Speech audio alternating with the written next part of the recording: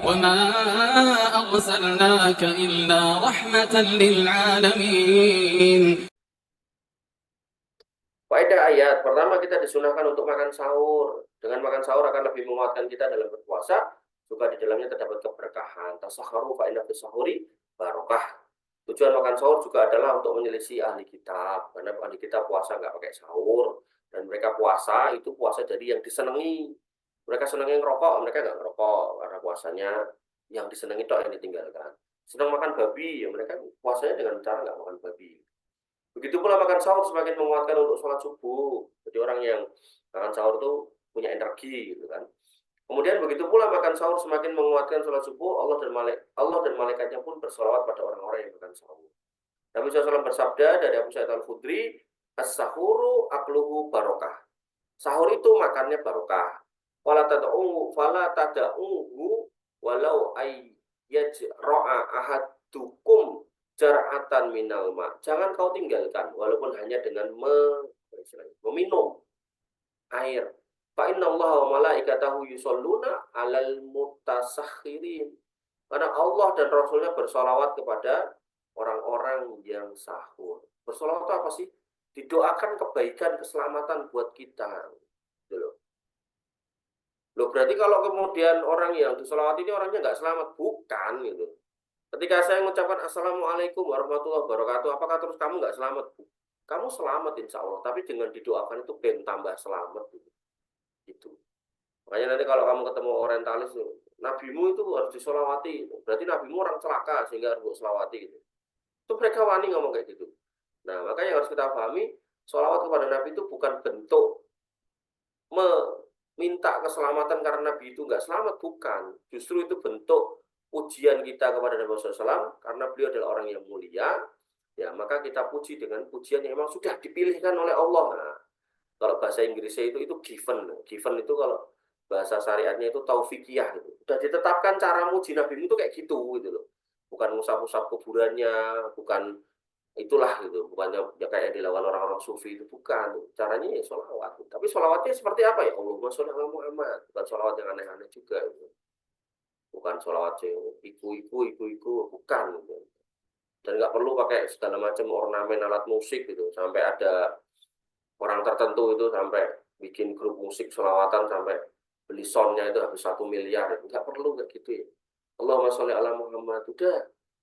Tambah Sayyidina boleh nggak? Boleh, asal nggak di waktu sholat. Allahumma sholli ala Sayyidina Muhammad. Boleh, gitu kan.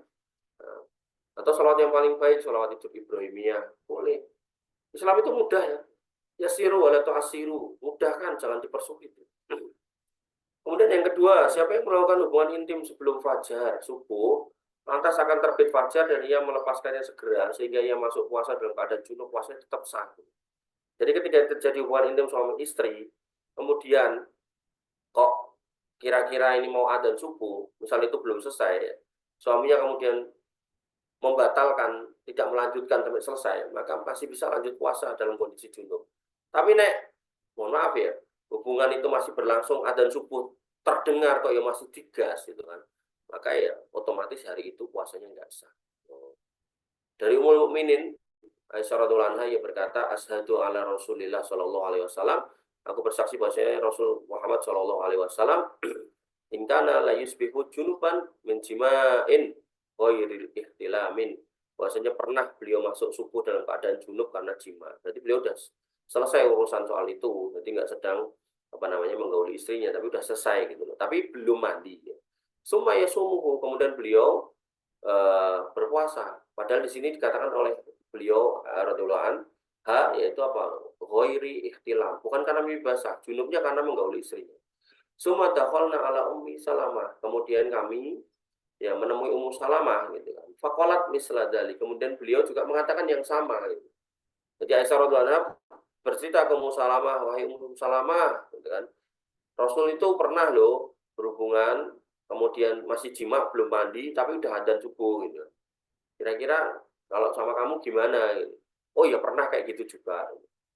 Artinya Nabi melakukan atau pernah dalam kondisi-kondisi seperti itu nggak cuma di satu istri, di istri yang lain juga gitu. Ini menjadikan hukum bahwasanya kalau kamu nanti sudah menikah atau kalau punya pasangan, kemudian mungkin melakukan hubungan suami istrinya taruhlah mungkin jam 2 jam 3, kemudian tidur, bangun-bangun sahur, belum mandi, kemudian adzan subuh gitu kan, maka lanjut aja puasanya gitu. Jadi jangan kemudian membatalkan puasanya. Dan ini juga bisa dikiaskan ke wanita yang haid gitu loh. Wanita haid misal suci jam 2 pagi gitu. Terus dia sibuk nyiapkan sahur dan seterusnya, sampai akhirnya adzan subuh ya, adzan subuh mandi, puasa lanjut gitu. Dengan catatan memang sudah suci gitu. Ya, Allah taala. Ketiga, ayat ini menunjukkan anjuran untuk menyegerakan berbuka. Segera berbuka ini disunahkan tujuannya untuk menyelisih ahli kitab dan mendekatkan diri kepada Allah. Gitu kan. Nah, dikatakan oleh Nabi SAW, la yazalun nas bi khairin ma'ajilul fitr. Manusia itu akan senantiasa ada dalam kebaikan selama menyegerakan berbuka. Jadi ahli kitab itu mengakhirkan buka. Nah, ada orang Islam yang mengakhirkan buka tapi ngaku Islam. Ini masalah. Siapa itu orang-orang Syiah? Jadi kalau kamu belajar fikih manhajiyah itu, bagaimana kemudian fikih bisa ditarik ke arah manhaj gitu kan, maka insya Allah enak itu. Contoh misal di Jogja jamaah Aulia itu sudah mengumumkan tarawih kemarin atau kemarinnya lagi gitu kan. Bahkan kiainya atau mbah yainya itu udah tua gitu, udah mau mati gitu. Nah, itu nelpon gitu, katanya. Saya nelpon Allah tanya, ya Allah Ramadannya kapan toh tahun ini? Terus Allah menjawab, besok kamu puasa gitu. Katanya gitu. Nelpon coba. Allah kok butuh telepon. Allah kan nggak butuh telepon. Jelas ayatnya. Wa idza sa'alaka ibadi anni fa inni qarib. Kalau kamu ditanya tentang aku wahai Muhammad, maka katakan aku dekat. Nggak butuh telepon Allah. Dekat ke Allah. Tapi apakah kedekatan Allah kemudian bisa sembarangan ngomong sama setiap orang? Jangankan Allah loh, kamu mau ngomong sama Pak Jokowi aja kok bisa kamu deketin Pak Jokowi? Mesti dilarang tau sama orang-orang pas pampres itu tau. Maka Allah juga nggak gampangan untuk kemudian ngomong dengan siapapun, bahkan untuk menyampaikan wahyu berupa Al-Quran pun melalui malaikat Jibril itu kan. Nah, bukankah Nabi Muhammad pernah berbicara dengan Allah? Pernah, tapi kan nggak setiap hari, nggak setiap saat gitu. Sesekali aja waktu Isra Mi'raj. Musa alaihissalam juga sama ketika di Bukit Tur. Nggak setiap hari Nabi Musa alaihissalam berbicara gitu. Wakala Allah Musa taklima itu tidak menunjukkan Musa setiap hari berbicara dengan Allah. Sesekali aja atau bahkan mungkin sekali aja, yaitu di atas Bukit Tur itu. Nah, maka jelas ya toh penyimpangannya kelompok itu. Artinya kalau kamu tahu kalau Ramadan itu 29 atau puasa atau bulan Hijriah itu 29 atau 30, itu kan fikih.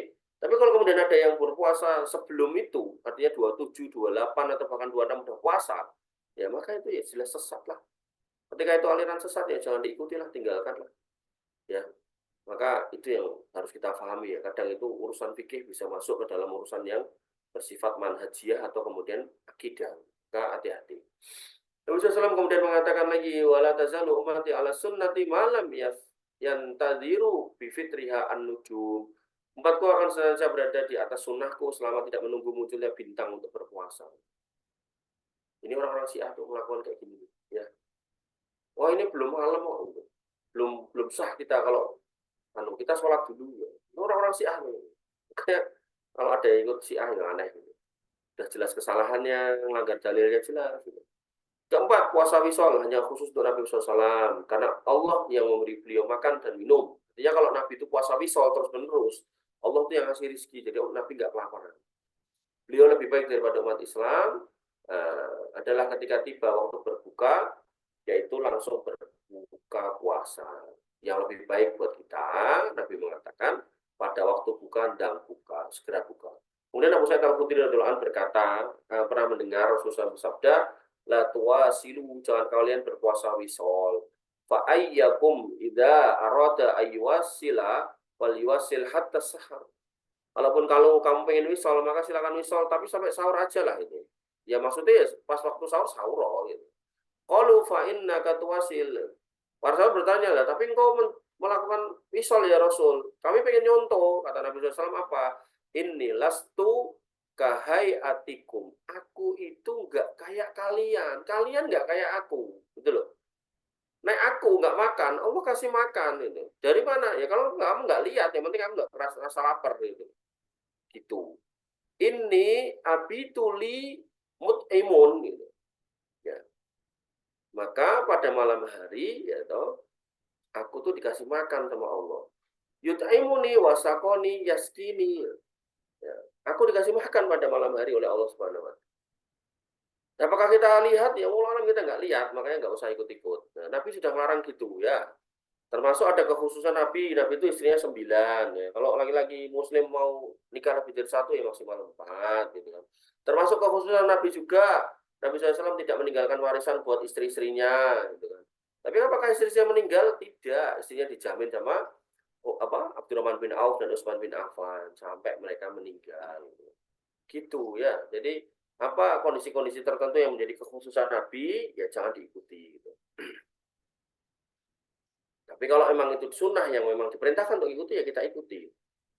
Demikian yang bisa kita sampaikan dan kita diskusikan. Kurang lebih mohon maaf. Assalamualaikum warahmatullahi wabarakatuh. Assalamualaikum warahmatullahi wabarakatuh.